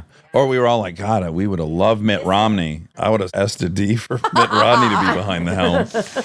Well, Connie, this has been so pleasurable. Oh, it's been so enjoyable. I want everyone to check out Mama's. On Roku. Worth getting the Roku. I can't tell you how you do it, but I think it's pretty easy to do. I think my parents have it and they don't know how to do I don't use Roku, but I can tell you it is awesome in that it's just a little USB thing that you plug into the back of your HDMI thing. So when you travel, you can have your fucking Roku in your pocket. Oh. Like I'm an Apple TV guy, but I can't stuff that fucker in my pocket. No. Oh, that's a great thing. That was smart of them. Very good. Very good job, Roku. Also, that's great if you're traveling because you can just watch a little episode. Absolutely. It's not a long, you don't have to get into a long thing. No, I'm saying they're perfect for kids. That's our media. Like, did you watch this dinosaur thing that just came out with your kid? No, but I heard about it. Tremendous. The 5-night event. Every night, get home from school, dinner, homework, and it's like, let's get down there and watch these dinosaurs. It's so great. Wait, what's the dinosaur thing on? It's on Apple Plus. Sorry, Roku. Sorry, Roku. But look, there's a lot of options. You can have them all. Have them all. Yeah, have them all. That's the life that we live in now. Having a abundancy mentality and consume all the content. But it's fantastic. And so we're always running out of nature shows because it's what we all like as a family. Yeah. And so I'm delighted. And it's so perfect because I can watch these before bed without getting sucked into, because they're clever. They're like, can we watch one more thing? I'm like, well, that's 30 minutes and you need to be asleep in 18. And then they agree to that though. Which is horseshit. I go, okay, but I'm going to turn it off in 15 minutes. And then 15 minutes comes, you're right in the middle of a Komodo dragon fighting a fucking sea serpent. No. And you got to say, I'm going to pause this now. We obviously have the same kids because he won't even say he never said it. It's just like, but How look at could the scene you? right in the middle of the thing. That's right. Who can blame them? Oh, they're all a bunch of criminals. Yeah, they They're are. all a bunch You of can't believe a goddamn word they criminals. say. Not a word. They are making promises they can't keep. Writing checks their ass won't never Yeah. cash. Connie Britton, thanks so much for coming. It was really, really fun. Thank you in absentia to Jedediah Jenkins for making a little And visit. thank you for the appropriate reaction to Dax's feet. We don't need another take. It was perfect. That seems like so long ago that I kind of already blocked it out. Well, thank you so much for coming, and we'll hopefully have you back soon. Okay, bye. Bye. And now my favorite part of the show, the fact check with my soulmate, Monica Padman. We just had a fun interview. Really fun. Oh, God. I mean, Some people are very cool. there's also a handful of guests that we now have a relationship with, and Yeah. it's just so flattering. I can't get over it. Like, we started 4 years ago, and we have, like, It's so lucky. real relationships with certain people. I know. I was thinking that I was really remembering the first time he was here. Uh-huh. And how you felt. Yeah, how I felt versus how I feel now. How comfortable you are now. Yeah. It's very I cool. could feel it, too. Yeah. Your outfit didn't hurt. Well, my outfits have gotten better. Speaking of clothes and cool stuff, I had another dream about my twins. You did? Yeah. Oh, my God. You're obsessed. I know. Oh, my God. I thought that too when What if I you woke end up. up I was like, dating I'm one of 'em? obsessed. No, I'm not sexually attracted to them. I Yet. just want to, okay, sure, yet. But I just want to be them and be in their proximity. Oh. Yeah. Oh, I understand. It's actually really hard for me to wrap my head around the fact that you Dated. Yes, like that is very Abstract. because they seem like mythical creatures to me. Sure. First of all, you even just ran into one. That would have is- been enough. Is already crazy. If I could have just confirmed they were here on planet Earth Yeah. sharing the same time and space as us, that would have been It shattering. would have been enough. crazy. Yeah. And then you dated, which is like not We kissed, computing. Monica. We No, you did kissed. not. Don't say that. My dreams are I going to hate be to- crazy hate tonight. to kiss and tell, but we kissed. Where did you meet? Well, the very first time I saw Ashley was at this outdoor. I can't even. It's so Barbecue? hazy. I don't know why I was there. I don't know why she was there. But it was some kind of eventy type thing, and it was on a beach. And in fact, this is what I talked to her about the first time I actually then talked to her, which was she was with a boy who was a supermodel. Like they were young at the time. Yeah. The dude was like 6'4", so James Purse? gorgeous, and a teen, so he doesn't even know. Like Oh, he was a It was one of teen. these wonderful things where it's like he doesn't even realize that every full-grown man at this party is jealous of this boy. Yeah. Yeah, just gorgeous shoulders, broad, and so when I then met her a second time at a friend's party, Halloween party, Oh. and Cooper and I went, and I can't remember what I was dressed as, but I know Cooper was dressed as Tom Selleck as Magnum PI. Okay. And what was she dressed as? Hold on, let me tell you more about Cooper. No, I want to He get had on the tiny OP corduroy shorts, and he looked gorgeous in them. I couldn't believe how great his legs and ass looked in these shorts. Maybe I am in love with them because I don't care about the Bradley Cooper part of this story, but I shockingly. definitely want to know about the twins. Okay, well, it wasn't the twins; it was just Ashley. Mary Kay wasn't at the party. She was not at the party. So she was with her friend. And then Cooper and I were among the only men that were dancing, as is often the case, which is why I always tell young men, if you want to meet co-eds, learn to dance. Right. Because you're gonna make yourself now, you've gotten rid of 95% of the competition. It's one of your big pieces of advice. Might be my primary piece of advice. Learn to dance only if you're a boy. Okay. And I remember among the first things we talked about was I was just like, where is that gorgeous fucking boyfriend I saw you with some years back? Yeah. And I just regaled her with my memory of how gorgeous that guy was. That was kind of the icebreaker. Right. Yeah. What does her voice sound like? Because all I know it is, you got it, dude. But it's like, that's a kid's voice. Can you impersonate it? I can't. She's got a Is cool it voice. It's a little rusty? raspy. It is? Yeah. I meant raspy. It's not rusty. She's still young, to my knowledge. Anywho, moving on. Okay. At what point does this get like a little stalkery of us? Well, exactly. I'm always in a compromised position. It's fine if, like, because I have my Brad Pitt obsession, and of course you could have your Ashley. Yeah, it's not my obsession. fault I'm dreaming about them. I know it's not. I know. I guess it's more me. I feel a little grody Just talking be a about little X. careful. Yeah, okay. But you're always saying the most flattering things. So. She's wonderful. I know She'll deliver when you guys are finally put together in the sim. I think it will happen because two things. One, it is so sim that of course you dated Right. someone who I want to be best friends with. Like that's like classic sim. Class textbook. Also, I have a history of willing people into my life. You do. Great track record. And I haven't had that experience in a while. It's about time. Well, it's because you've been so spoiled. Like Matt Damon was 5 minutes ago, but yeah. Well, and 3, you keep telling millions of people that you want to every week. That's how you will it, Rob. Don't tell me how to will, Rob. Rob, she wrote the book on willing it. I And she has know. one piece of advice for people. I have many It's pieces. not- But one is Will it. Can I will my dinner thing in Chicago? Oh, yeah. So, yeah, absolutely. Rob, you're going to Chicago and you can't get a reservation somewhere? It's all booked at Alinea. I'm going to be The there. fuck it's booked. That's Rob, bullshit. this isn't the Rob, best way after to go this- about No, willing, listen. but No, it is. It is. First, he's pointing out how popular they are. Very esteemed place. Yeah, I love Alinea. Yeah, Alinea. Very hard to get into. very hard. I have never been, and it's on my life list. And Alinea, when are you there? What are your dates, Rob? I'm going to be in the city the 11th through the 14th Of July. Okay, so Alinea, if you're listening, I know you can scooch some tables here and there. How many You people, also Rob? have some real good 2 to 4. 2 to 4. That's 4. I'm fine just taking Natalie. No, let's go for 4. Let's Okay. aim for the fences, and if you get a triple, okay. So Alinea, July 14th through 17th. Couple things could 11th happen. to the 14th. Well, you'll change if you Yeah. have to because you want to eat there that bad. 11th through the 14th? Okay. There's a few ways this could shake out, Alinea. You have a lot of regulars that you're close with. You call one of them and you say, Probably not. It's No, a this is like a tick- very this is like a fancy ticketing. I restaurant. know it is, but there's someone that eats there 5 nights a week. Okay. And then owner of Alinea, what's his name? Grant Jim? Achatz. What? Grant Achatz. Grant. Helping if you call him Jen. Okay. Although that's a ding ding ding because Jen Atkin is a hairstylist. Oh my God, that is a duck goose I ever fucking heard one because I didn't even say Jen. Yes, you did. No, I didn't. I said Jim. Oh. Okay. Chad?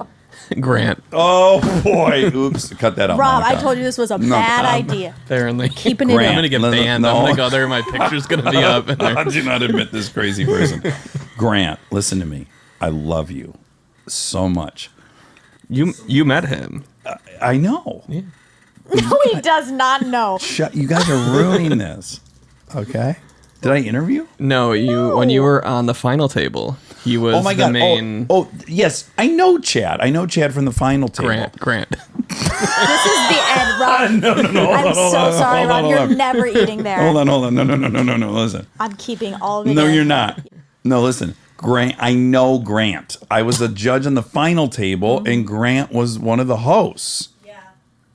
He was the guest chef for your episode. He was the guest chef for my episode. So, Grant, I love you, and we're friends. So, this is a solid. Okay, this is how it could work out. You add another table. We can do that. We'll figure it out. It'll be a tiny bit tight that night. That's one thing we can We'll do. sit in the kitchen. It doesn't matter. You could set him up in the kitchen. He'll do anything. You could put a little card table out in front of the restaurant and serve them outdoors. Here's another option that you two haven't thought of. You've been so critical of me that you forgot about this. There could be a fucking armchair in the audience who has a reservation right now on that date. To which, if they give it to Rob and they make another one, Dax Shepard, will pay for their meal there. I'll pay for it too. I don't need you to pay for it. And I'll make them a reservation if they're willing to trade dates. Yeah, the odds of there being someone in the audience that has a reservation on this day, but fuck it, let's put it out there. If you have a reservation between July 11th and 14th, and you want to, this is kind of like when you go flying and they're like, hey, would you give up your seat and we'll give you another flight and a voucher? We're now saying, well, you get a free meal. Don't be an asshole. I'm not buying like $1,000 worth of wine. I got to set some parameters Listen, of though, this. no, Dax, for real, they are going to want to do a wine pairing. Because if you're going to a place like that, you are going to. I can't be spending thousands on wine. That maybe. How about this? Your bar tab's yours. I'm paying for the meal. We'll also give you a shout out. Okay, this could be an Anne Mansour situation. Let's hope. I know you've benefited from this type of inquiry. Yeah, but I know how to will it. I'm not saying the wrong names Well, of peeps. get willing it then. We need Rob to eat at this Rob, restaurant. I'm going to help will I some stuff appreciate for it. you. Okay. Okay. Anyway, Now, things I want. It's my turn. okay, what do you want me to will for you? I'm going to be in Italy, and I would love to look out my window and see some streakers. I'm not going to help you with that. Okay, let's move on. I'll Instagram my location, which will be dangerous for the family, but worth it if some streakers run by. And you got to have foghorns, too, because I might be busy reading a book in bed. I need to hear, honk, honk, honk, and then I'll look out the window, ding, ding, ding, ding, ding, honey, get over here. And then she'll be like, what the fuck is this? And then when I tell her what I orchestrated, she's going to be very disappointed. That's what I use my wish for. All right, we'll see. You'll report back. Connie Britton. Connie B. Great C. Britton. episode. Very fun. I don't think the person that makes Gracie wallpaper is the same Gracie from Jiu Jitsu. No.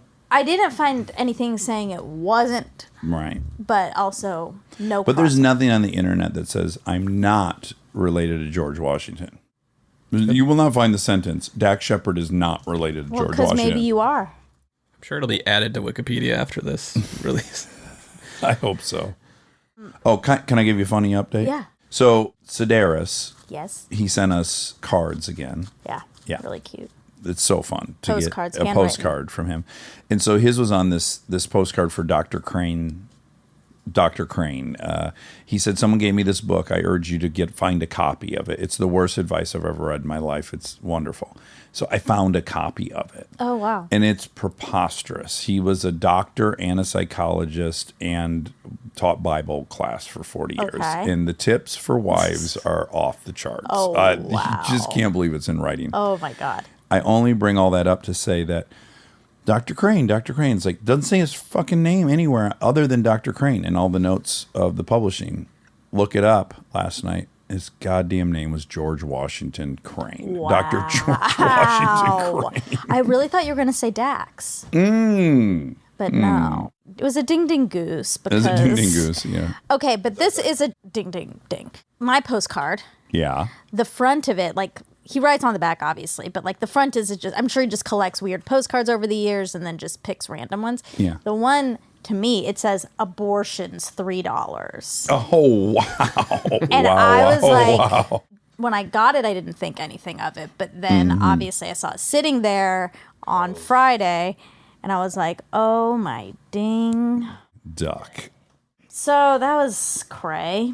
And that's also a ding, ding, ding, because we do talk a lot on this episode about women, about motherhood. She's a single mom, you know, anyway.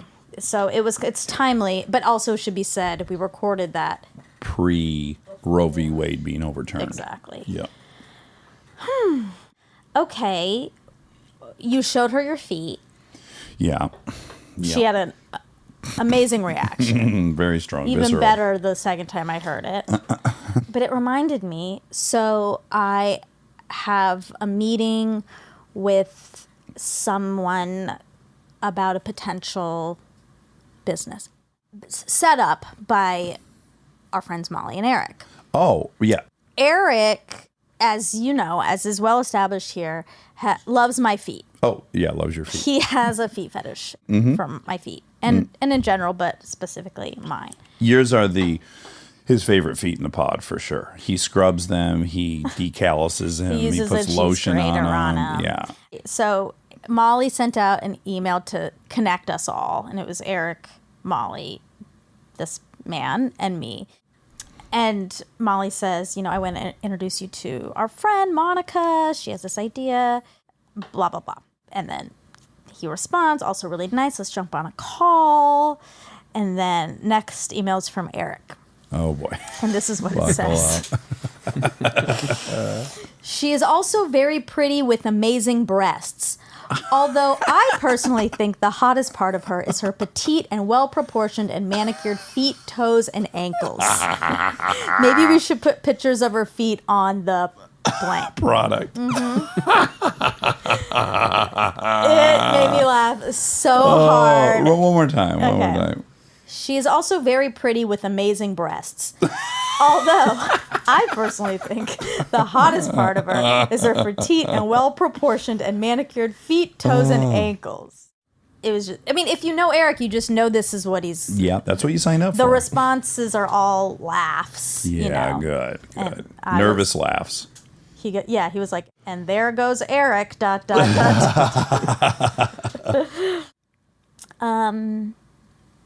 Oh no, I lost my page. Connie.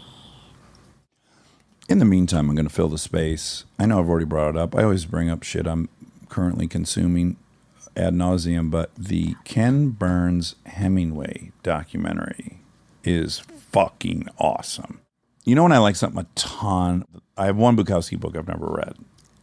Because you want to keep that alive. I can't live in a world where I've read them all. Similarly, I'm like teasing this out because it's 6 hours, but I'm like, oh, I'm going to be dead when this is over. Oh, wow. That's great. That's fun. Yeah, and it's doing this fun thing to me that I would, it happened to me when I was a teenager. It happened to me sometime in my 20s where it's like I get obsessed with a fantasy of an identity. Oh. And it's so much fuel. Ooh. And I like it. Interesting. What is the fantasy? A writer. Oh, nice. Yeah. Yeah. Ding, ding, ding, duck, duck, goose. The person we just had on, you wrote something, you sent it to him. Yes. And that's a big deal because this is a big deal person. Mm-hmm. You were supposed to send it to me, but you didn't. Because... Or you said you were going to send it to me. And I then did you say didn't, that. And I've been thinking about it. Yeah. It's in this, can't figure out what version it is. And of course, I want it to be brilliant when you read it. Oh, so you don't feel like you're ready for me to read it because it's not but I'll done send it yet? to you. I'll send it You to you. don't. You don't have to. I want you to be fully. No, yeah. I'll send it to you. I'll send it to you. It's sent. I like the way you write. I'd love to read it. Thank you. I'm also feeling really itchy to write. Are you? Good. You're a great writer, and you should write all the time. I love writing. I wrote in like a journal a little bit one day. I was supposed to do it daily, and I did it one day last week, and it felt really good. Well, the part of Hemingway's life that appeals to me so much is he was just ironclad with his routine. So he woke up at he tried to start writing before the sun came up. Yeah. And he wrote till noon. And then the rest of the day was getting drunk and having fun. Yeah. Fishing, playing with his kids, going to the bar. Yeah. And so I wasn't the type of alcoholic, unfortunately, that could maintain a schedule like that. But that would be the dream for me. Is I'm super responsible and I'm proud of myself. And then I get to celebrate and completely lose myself. Yeah. I like the pattern of that. But it occurred to me. But he killed himself. He did kill himself, yeah. So as his father did. It didn't. Well, he's a very complex dude. I mean, he clearly had really, really bad depression. Yeah. Aside from the drinking. But what occurred to me is that I have so many hobbies. Like, I can party from noon till nighttime without drinking. Yeah, you can have fun and do. And I actually have more fun when I know I've done something productive. And I was just like, I want to somehow construct that schedule for myself in a dream world. Well, we can start recording at 9 a.m. No, we have to 5. No, but I want to write early, and I want to work, and then I want to I don't know. You're not going to like mine. It's going to be triggering because you're going to be nervous I'm moving away. Okay. But here's my current fantasy. I wake up early, and I sit directly in front of the lake, and I write for 6 hours. That's nice. and then I work out, and then I play. I swim. Without me, Well, you can come. but I'll be living there. In You're gonna Atlanta? move as soon as I move in. No, I'm not. Okay. Don't be fatalistic. Well, I'm scared. I'm just telling you what my fantasy is. I know. I want to right in front of a lake in the mornings, and then work out, and then do this. You can move when you're 60. Okay.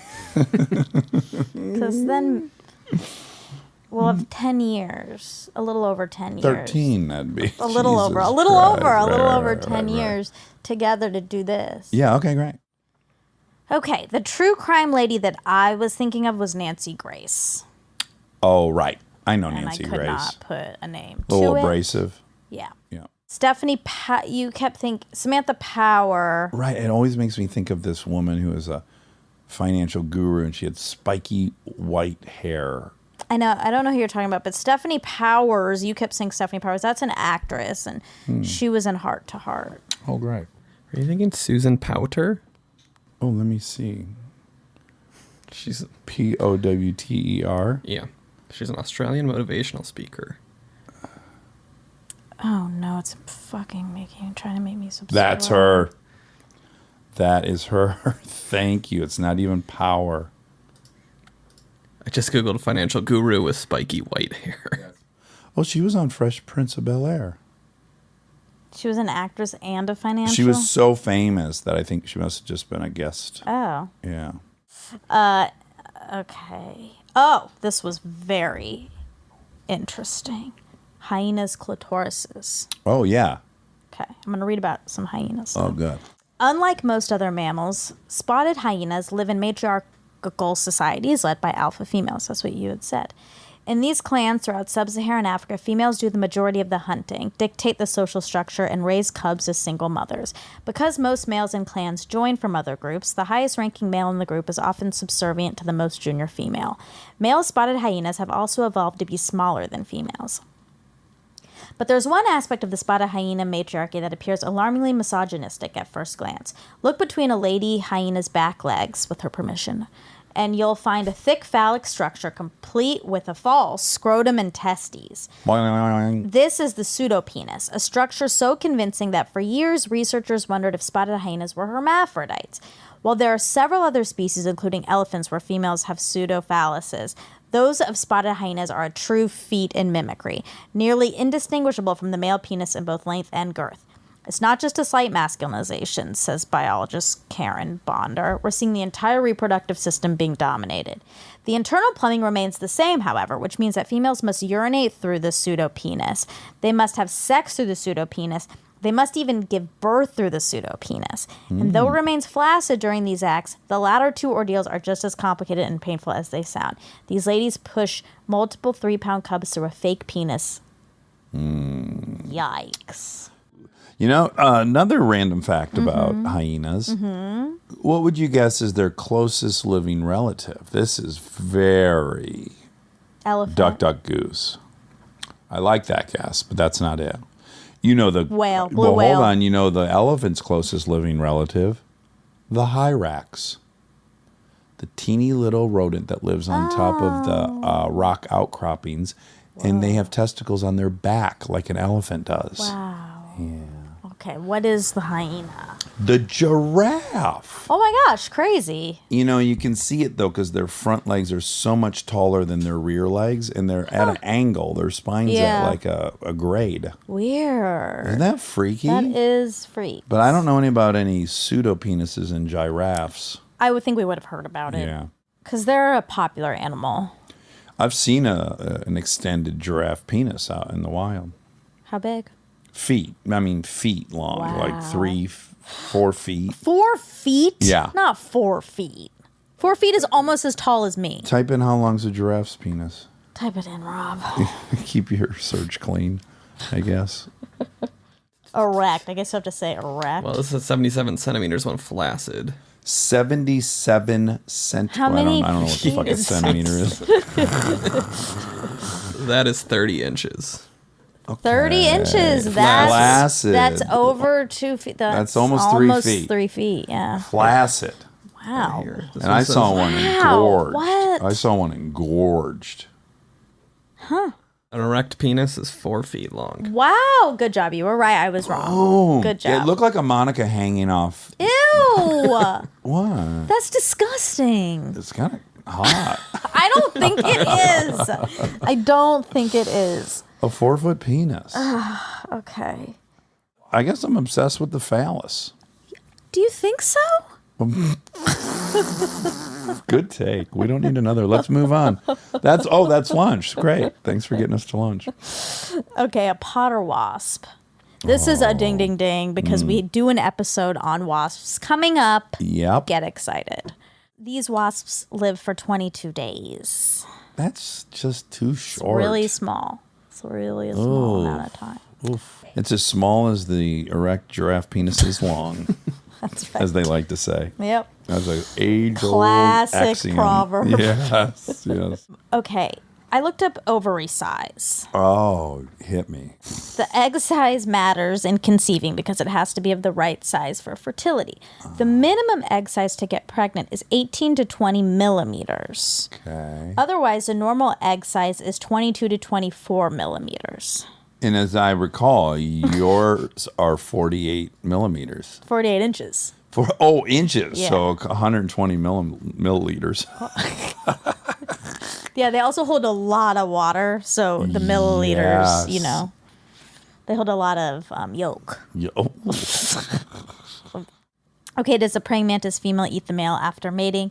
Female praying mantises are famous for attacking and cannibalizing their mates during or after a sexual encounter. But evidence is emerging that some males attack too, and that winning a fight is crucial for successful mating. Good for the men. Yeah, It's good about for time. men. About time men fought back. That's all for us. Oh. Yeah. This is the end.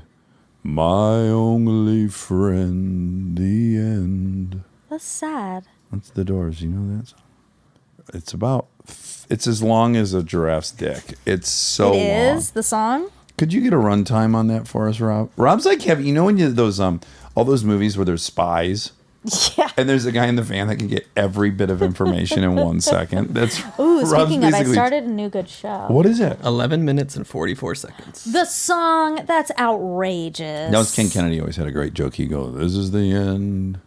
Only 9 minutes left to the end." What's the show? I want to watch. It's called The Old Man. It's Ooh, on I, Hulu. I love that. Started It's watching so it too. good. I saw it and I really wanted to watch it, but I wanted to wait till there was like 3. I There's was like, been There's 3. 3 now. I watched it all on Saturday. It's really good. Okay, so we have one more thing before we go. don't go. Don't go. Don't leave. We have prompts. We have new prompts for August. AAAA, AAA, Armchair Anonymous August. Here are the exciting prompts. This is by popular demand, by the way, because we floated this on scams, poop in your panties. And people were just, I saw wanted more comments about, please let me tell you about. So, okay, so we're going to narrow it down, but rest assured, if you like shit your pants while you're flying an airplane, that's coming. Okay? Don't worry, it's all coming. It's all coming. Well, actually, this one, that would qualify for this one. If you were flying the airplane and you were under the employ of somebody, because it's work. Okay. First prompt. Tell us about an untimely, unauthorized evacuation in your pants while on the job or at work. Yep. I thought I worded that one really delicately. Did you? did. Unauthorized. It was beautiful. Thank it was you. Poetry. Thank you. Okay, that's number 1. Number 2, tell us about the most awkward moment when you were interrupted mid-coitus. Yes. Wow, that's going to be tasty. And no, I was going to say get creative, but You don't can't get get creative. creative. Get 'cause truthful. be honest. That But means my- sex. It means sex. Yeah, Coitus. but Every listener of Armchair Expert is knowledgeable in that term, I would think. I'm just worried that it's all going to be kids walking in. That's my fear. That's a good I'll fear. express my fear. That's a good fear. Yeah, so if your kid walked in, I mean, there better be a really good punchline. Not Yeah. to set the bar too high. Right. Oh, do you remember that great viral video? Is a kid coming? He's talking about having heard his parents Oh have my sex, God. and he goes, "Yeah, mommy was like, and daddy was like, I forget what daddy said, and then they auto tuned it into this incredible song. In fact, Rob, could you find that song? But tell us about the craziest thing you've witnessed at a wedding. We're talking cold feet. We're talking someone standing up and objecting. Yeah, a death, a fist fight. That's right. A lottery winner. Oh my God. Can It could be anything. positive. Of course. Yeah. God, it makes me want to know if anyone's ever hooked up with one of the Oh my God. Bride just or married. groom? Yes, Wow. that night. If You know you've what done happens? That, please write in. Yes. Okay. Tell us about a time you stole something. This was, I like this one. Remember, we can keep everyone anonymous. Yeah, you can stay anonymous. Also, statute of limitations on most thefts are pretty short. Yeah. Have you stolen much stuff?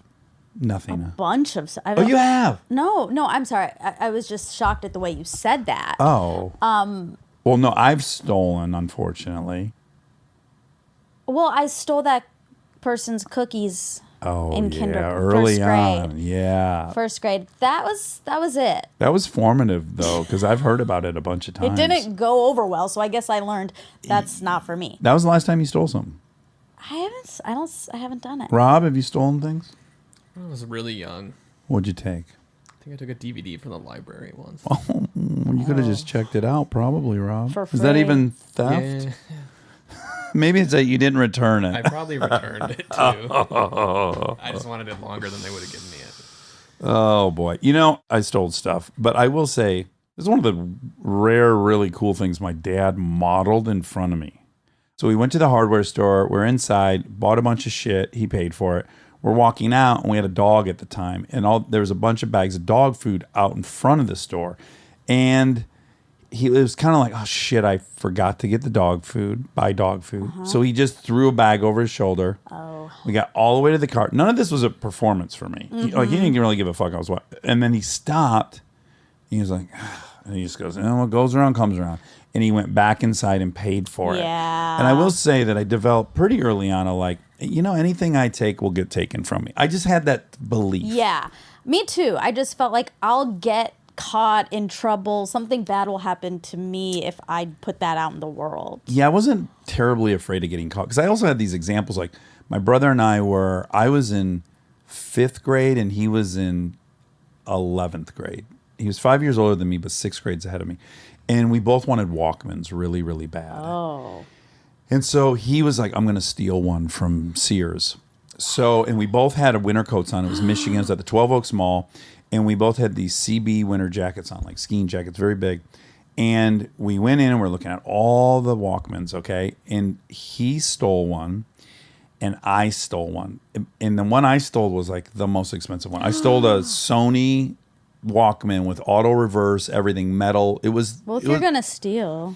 My brother didn't. My brother stole like a Sanyo. Like it wasn't a good one. We're walking out of Sears and all of a sudden, stop, Sears security. And he says to my brother, I saw you stole this. And my brother's like, no, I didn't. He's like, open your jacket. My brother opens his jacket. He has it. Did he go I to have jail? mine as well in my jacket in like the inside pocket.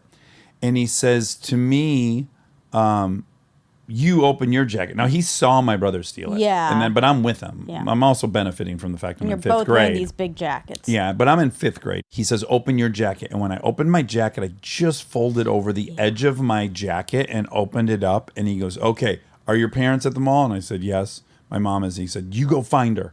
Tell her he's in security. So I leave and my heart rate's at Of course. 3 Oh my trillion. God. I'm like, yeah, whatever. I'm 10 or 11 years old and I got this $200 Walkman in my jacket. My brother's been caught. I get around the corner of 12 Oaks Mall. I was on the 2nd floor. I sit down at a bench. I take the Walkman out of my thing and I just set it on the bench and then I get up and then I run to find my mom. You just left it there. I was terrified to have it on me. Of course. It was Yeah, probably and I was like, oh my smart. God, I got away with this. I got to get this off me so I make sure I keep getting away with it. Did you tell your mom? That I had stolen one? Yeah. God, no. Oh, you Nor did didn't. my brother rat me out. Years later, that's we admitted to nice. them that I had gotten away with a really But you had to tell pricey your one. mom that David's David in got- security. She wasn't all that shocked. She had a bad stealing record from her youth. She'll Sure. be happy to tell you about. But anywho, that was just one of many times. Remember when you tried to steal a Oh, what? The parking meter? parking Well, I meter? didn't try. I stole a parking meter. I thought you couldn't get it out. No, I fucking dug it out of the ground at like crazy. 4 a.m, hammered, and I drug it to my apartment, and then I carried it upstairs, and the base of it had to have 70 pounds of cement around it. I get it up into my living room, and I'm kind of like, now what? Those things are impenetrable.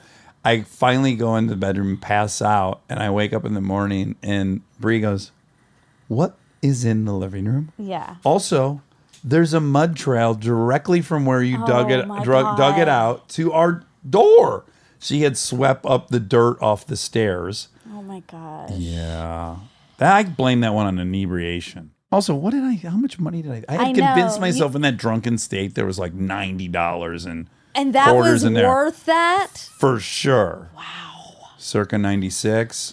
Poor, broke, no prospects, hammered. But not no prospects. You had a nice girlfriend and a lot of grumblies. Oh, boy, do we have grumblies. Yeah. We did steal a Christmas tree together. You know that story, too. Very similar. Yeah. We're super hammered.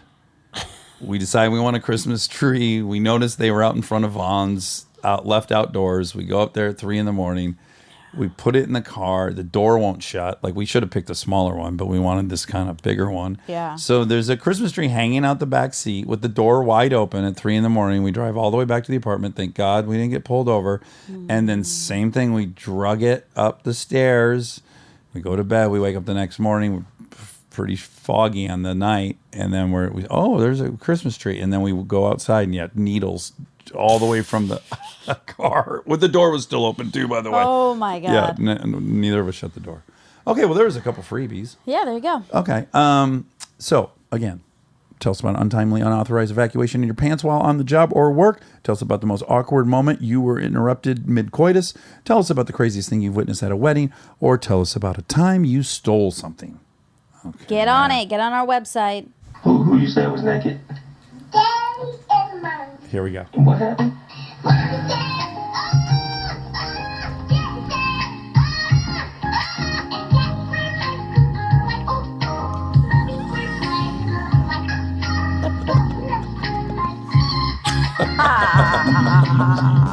I love you. Okay, bye.